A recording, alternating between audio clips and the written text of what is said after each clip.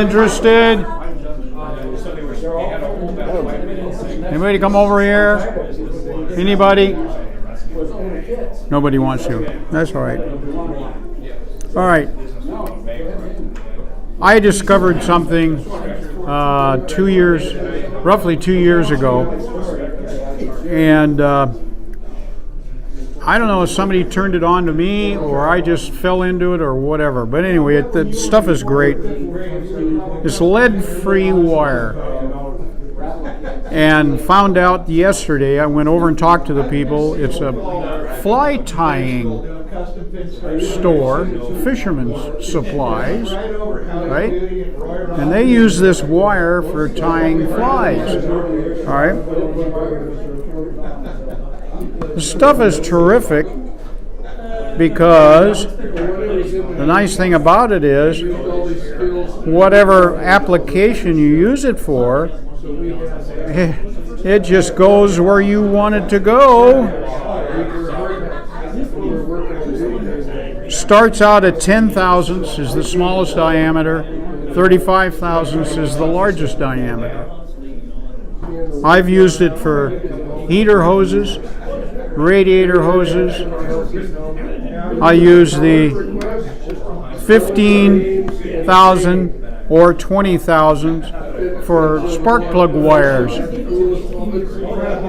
The stuff, you take a 1,000 grit sandpaper and run it through here like this, sand it down because it's got a coating on it, and you can paint it. And then after you get it in place where you need to go with it, if you need to touch it up, you can just take one paintbrush and come in there and just touch up a couple of spots that shows bare metal and you don't want it to be bare. Anyway, I use it for stuff they call whelping, and I don't know if that's spelled with 2 P's or 1. Like this 40 Ford or 39 Ford, they don't give you the whelping on the body. If you're going to produce the car the way it should be, you need to put that whelping on. Now you can do it, I prefer doing it before you paint it, because most of the whelping is, I've seen it chromed, and I don't really like that. I think it should be painted the body color. So I take the 30 thousandths or 25, stretch it around like that, let a little bit of it hang out, touch it right here with super glue, touch it back here with super glue, and then after it sets, trim that off, paint the body. Wherever you haven't glued is going to be glued down with paint, so you don't have to worry about it. Just hit it here, run that thing down around this way here, touch it here, you're home free. The other application I use it for is dash gauges, bezels. You want the bezels to stand out. You got some dashboards, the detail's not very good, and the model company, they don't care. So if you want that detail to stand out a little bit better, you can take, I'm going to use the 35 thousandths because it photographs a little bit better and you can see it better. I take any diameter, do this, like that.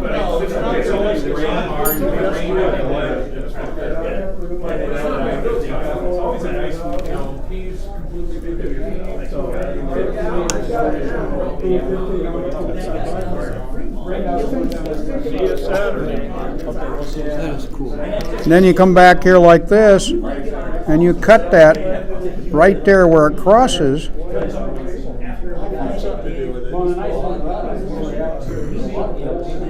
See if it does it for me.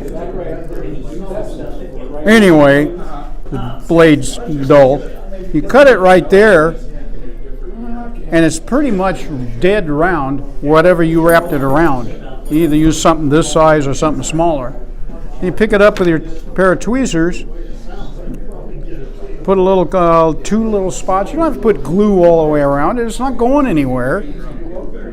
Put a little spot of glue, 1 spot there, 1 spot back there, and your dashboard is laying here. Lay that right down on top of your gauge.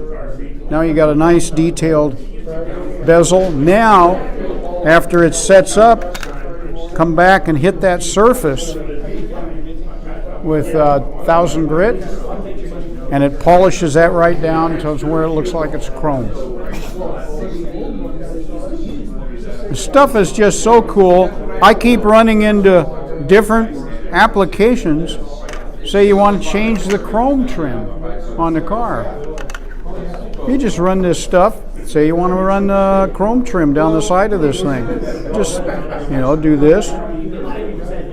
Place it like that. Touch it in a couple places with super glue. It's on. Paint the darn thing and then come back and foil over top of it. Or take a sanding stick, find sanding stick, and if you've got room, hit it with a sanding stick, and there's your chrome. There.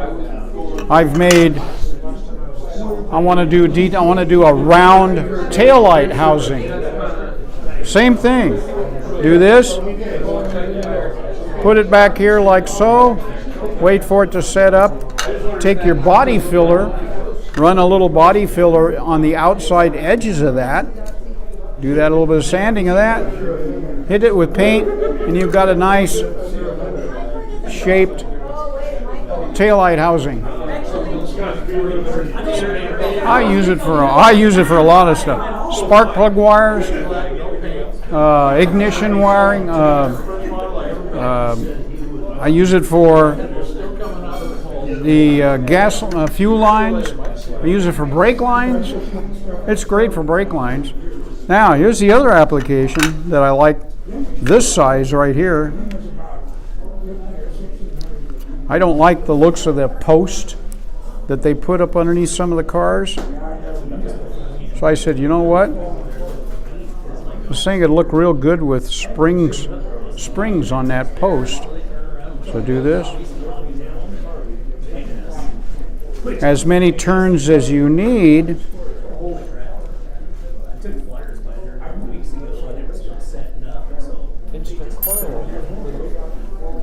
There's a nice set of springs, and you can separate them a little bit, like so.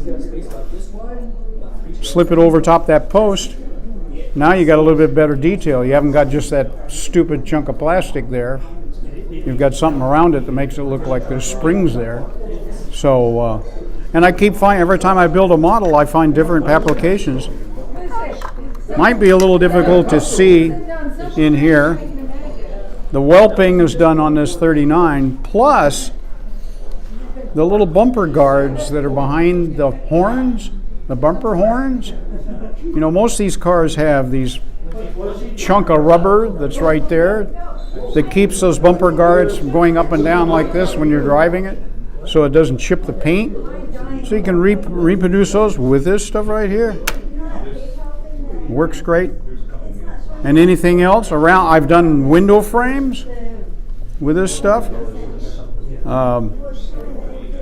Like I said, every time I build a model, I find another application that I can use this stuff in. So now, the stuff's not lead. I asked him, I said, what is it made of?